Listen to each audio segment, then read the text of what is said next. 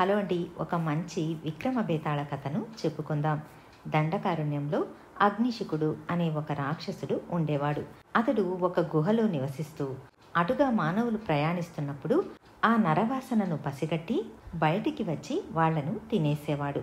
ఒకసారి ఒక పెళ్లి పరివారం ఆ అడవి మార్గంలో ప్రయాణిస్తూ ఉండగా అగ్నిశిఖుడు బయటికి వచ్చాడు. అతడిని చూసి భయంతో చాలామంది పారిపోగా కొంతమంది అతడికి దొరికిపోతారు.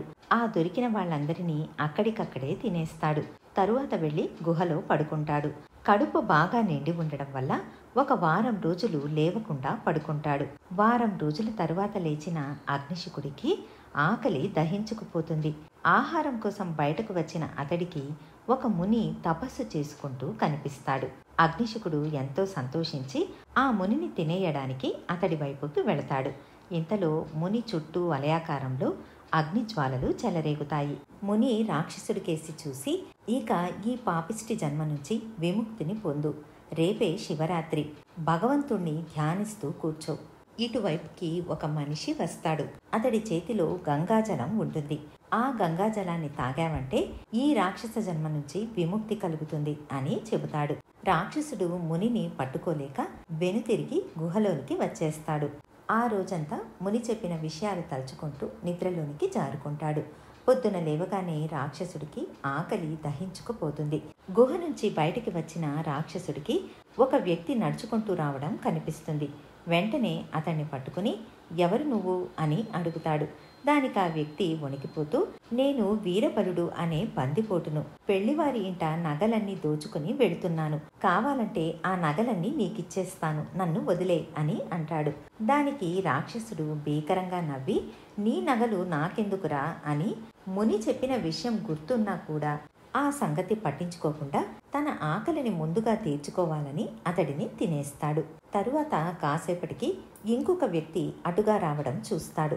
అతడి వద్దకు వెళ్ళి అతడిని చేతితో పట్టుకుంటాడు. ఆ వ్యక్తికి పై ప్రాణాలు పైనే పోయాయి. గజగజ వణికిపోయాడు. అతన్ని చూసిన రాక్షసుడు, ఎవరు నువ్వు అని అడుగుతాడు. నేను ఇన్ని రోజులు రాజు వద్ద వంట పని చేసేవాడిని. ఇప్పుడు నన్ను రాజు అడవి పాలు చేసేశాడు అని అంటాడు.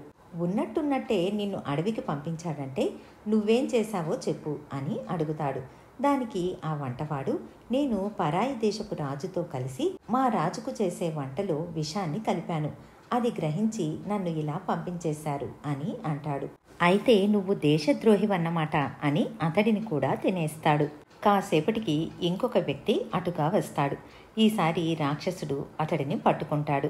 ఈసారి ఆ వ్యక్తి, నన్నెందుకు పట్టుకున్నావు అని అడుగుతాడు.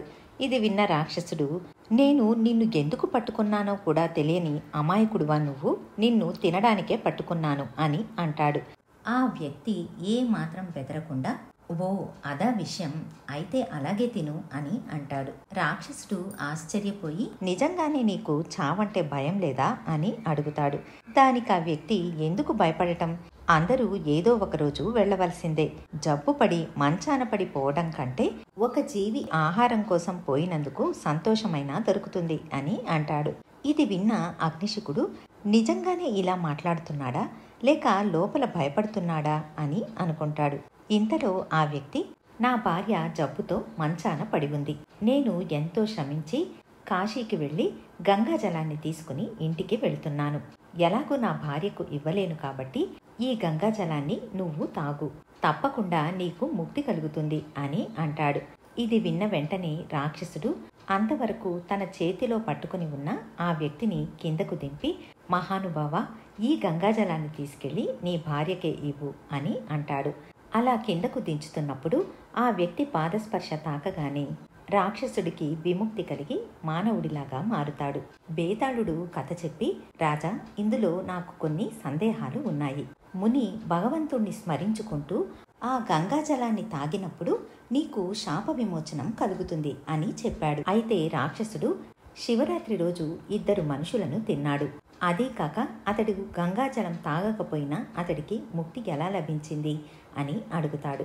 దానికి విక్రమార్కుడు, రాక్షసుడు ఆ రోజు తిన్న ఆ 2 వ్యక్తులు ప్రజలను పీడించే బందిపోటు, దేశద్రోహి అయిన వంటవాడు కాబట్టి దానివల్ల అతడికి ఎటువంటి పాపము తగలలేదు. అయితే గంగాజలం తెచ్చిన 3వ వ్యక్తిని రాక్షసుడు చివరి వరకు నమ్మలేదు. ఇతడు మనసులో ఒకటి పెట్టుకుని బయట ఒకటి మాట్లాడుతున్నాడు అని అనుకున్నాడు. రాక్షసుడు తనను తినబోయే సమయంలో కూడా రాక్షసుడికి ముక్తి కలగాలని గంగాజలాన్ని తాగమని ఇచ్చిన అతడి గొప్పతనాన్ని గుర్తించి అగ్నిశుకుడు అతడిని వదిలేశాడు. అటువంటి గొప్ప వ్యక్తిని తాకినందుకే అతడికి విముక్తి కలిగింది అని అంటాడు. రాజుకు ఈ విధంగా మౌనభంగం కలగగానే బేతాళుడు శవంతో సహా మాయమై మళ్ళీ చెట్టెక్కాడు. ఇదండి కథ. మళ్ళీ మరొక మంచి కథతో మీ ముందుంటాను. ధన్యవాదాలు.